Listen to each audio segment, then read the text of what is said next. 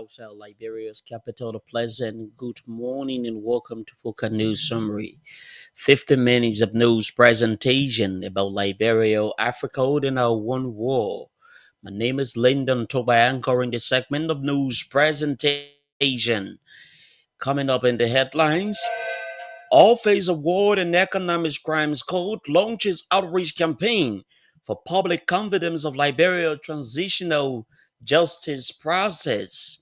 House Speaker Richard Combs meets with President of National Assembly of Cote d'Ivoire, Adaman Bitogood, at high-level MRU parliamentary engagement in Monrovia. Liberian clergyman calls for reconciliations ahead of the country's 178th Independence Day celebration. And away from Liberia, UK and 27 other nations condemned Israel over immediate killing of Gaza civilians seeking aid. These and many more development are our package. We're taking a short break. We'll come back. We bring you our news bulletin. Let's take a short break.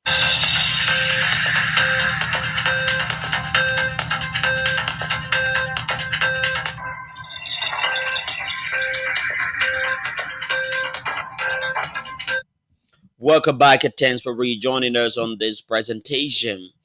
The Office for the Establishment of War and Economic Crimes Code has officially launched a national outreach campaign to build public understanding and engagement around Liberia's transitional justice process. The campaign under the theme Justice for All was launched at a well-attended ceremony held at the compound of Warwick and was rolled out in collaboration with civil society and transitional justice actors. Speaking at the ceremony, the executive director of the Office for the Establishment of War and Economic Crime Court, Councillor Jala Babu, disclosed that the campaign extends to all 15 counties and diaspora in the coming months. According to Dr. Babu, the National Outreach Campaign is a Liberian-driven process and robust consultation would ensure that every corner in Liberia is touched. Also speaking, the country director of the Office of UN High Commissions for Human Rights, Christian Musukai, reaffirmed the UN fulliest cooperation in the establishment of the court in Liberia. Musukai pointed out that the journey leading to the establishment of the court may take time, but the launching of the National Outreach Campaign is timely. The ceremony was graced by many people from government and diplomatic corporations, civil society organizations, religious leaders, youth and women group, among others. House Speaker Richard Combs has met with President of the National Assembly of Cote d'Ivoire, Adaman Bitogo, who is leading a high-level parliamentarian engagement. The arrival marked a deepened regional cooperation through a newly proposed Mountain River Union Parliament. Speaking upon the arrival of the delegates, Speaker Combs emphasized the significance of establishing a parliamentarian union, describing it as a monumental step towards fostering legislative collaborations among member states. He lauded the collective vision and commitment demonstrated by all participating delegations, asserting that the initiative reflects a shared desire for unity and peace across the sub-region. Speaker Combs added that the previous diplomatic engagement had fostered Liberia's dedication to building stronger interparliamentarian ties and championing the leadership that reflects diversity of the MRU countries.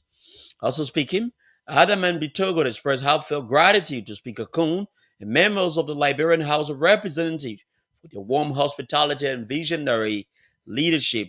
He expressed apologies on behalf of his delegation for missing the previous day event due to unforeseen travel disruption, including a last-minute flight cancellation by Brussels Airlines.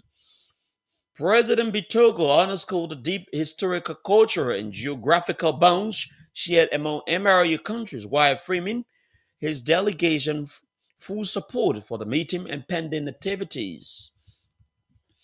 Prominent Liberian clergyman Bishop James Seeley of the Cathedral Episcopal Church in Monrovia is calling on the government to reflect on Liberia's 178th Independence Day in the spirit of fostering national reconciliations.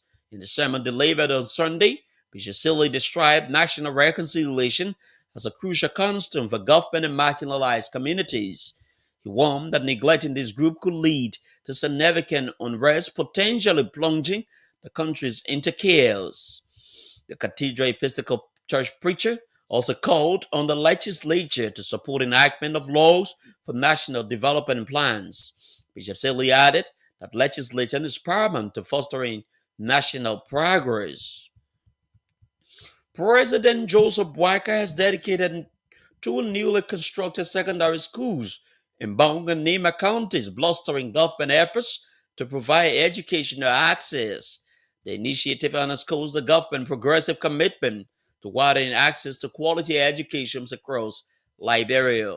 According to a release, the project has been financed by the World Bank Aris program seeking to strengthen secondary education infrastructure in rural and hard-to-reach areas. The release added that the facilities will contain furnished classrooms, science and computer, laboratory, administrative offices, as well as recreational spaces. The new schools are expected to reduce the pressures of existing institutions and build a more inclusive and equitable education environment for girls' participation. Providing the project overview, Education Minister Dr. Jasa Jalai described the project as a milestone which reflects the ministry's commitment to advancing Liberia's education system. A recent Facebook post by Senator Amara Conan, in which he openly commended the CDC government, has sparked backlash from officials of the ruling Unity Party. Senator Conan hailed the then Weah Taylor administration for achieving macroeconomic stability before the 2023 presidential poll, asserting that the Liberian economy was relatively stable before the elections. The Bapolu County Senator Albert came days after Solidarity Transport New Day staged an anti-government protest demanding government actions to address a plethora of issues. However, pundits view Conan's statement as breeding contention within the ruling establishment, especially considering the role he played in the 2023 elections. Senator Amara Conan's statement has precipitated frantic condemnation, with some officials accusing him of a veiled endorsement of the CDC economic record, as well as engaging in selective truth-telling. Deputy Minister for Public Affairs at the Ministry of Information, Daniel Sano, rejected Conan's claim and also accused him of engaging in distortion. Minister Sano claimed that the CDC administration left behind economic stagnation, corruption, and mismanagement, something he claimed is still affecting Liberians. This is a reminder that you are listening to Focal News Summary, 15 minutes of news presentation covering Liberia, Africa holding our one war. Let's bring you a recap of headlines we are following on our news presentation. Office of World and Economic Grant Co launches outreach campaign for public confidence of Liberia transitional justice process.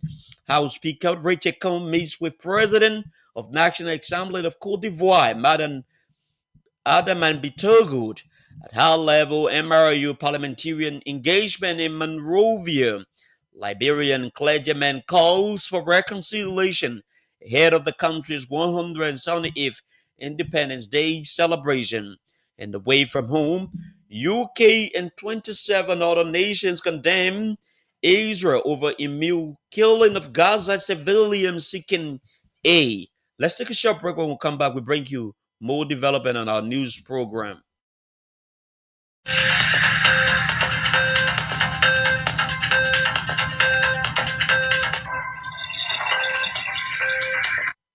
Welcome back, and thanks for rejoining us on this presentation.